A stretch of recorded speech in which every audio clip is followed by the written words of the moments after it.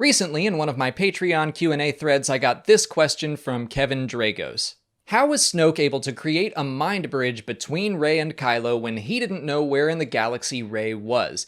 If he could find her using the Force to do that, couldn't that have just given him Luke's location as well? I thought that was a really interesting question, and one that would take more than a couple sentences to answer, so it gets its own video. But heads up, I think this is one of those times where it's all about how you interpret the Force, how you view things. I don't think there's necessarily a right or wrong answer here. First, let's get the boring answer out of the way. It works because it had to for the story. Rian Johnson wanted the two characters to be able to talk, so this Force-mind connection was created. Not out of thin air, mind you, this is something that has been documented before in Star Wars, but I do think the connection between Rey and Kylo is kind of a next big step. And then the idea that it was Snoke that caused the connection in the first place, that he was manipulating everything, that just helped motivate Kylo Ren to then betray and kill his master. But that's all of the boring, kinda out-of-universe, just story detail stuff, so now let's get into the nitty-gritty of the Force and see if we can make sense of this.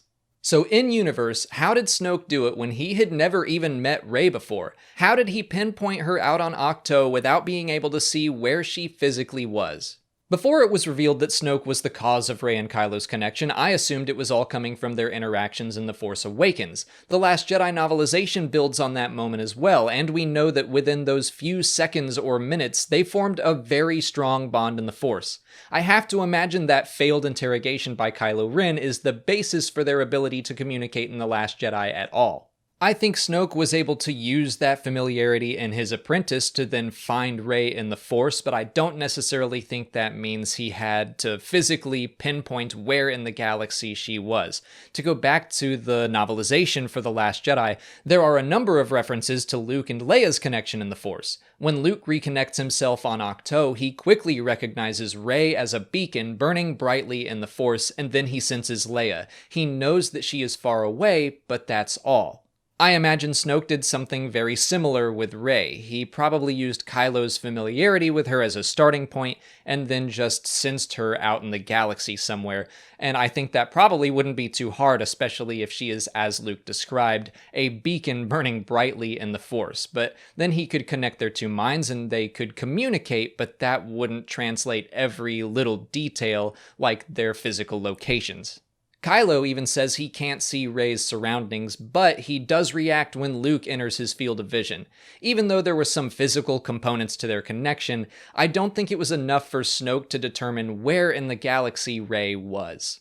That said, if Rey never left Ahch-To, I think it's possible their connection would have continued to evolve. I mean, the first time we see them, they're just talking, and then the next time Kylo gets rain on his hands, and then they physically touch hands, and eventually Luke can actually see Kylo sitting in Rey's hut. And I think it's important to note that that was after Luke reconnected himself with the Force. I think that's interesting.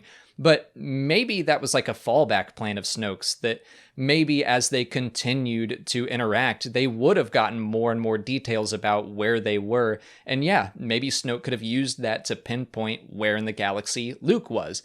But the main plan always seemed to be to convince Rey that Kylo could be redeemed in order to lure her to the First Order. But that's just my opinion on all this, based on my own interpretation of the Force. Like I said, I think this all kind of comes down to viewer interpretation and what you think. There's no right or wrong answer, and I'm not trying to say that this is definitely how it was.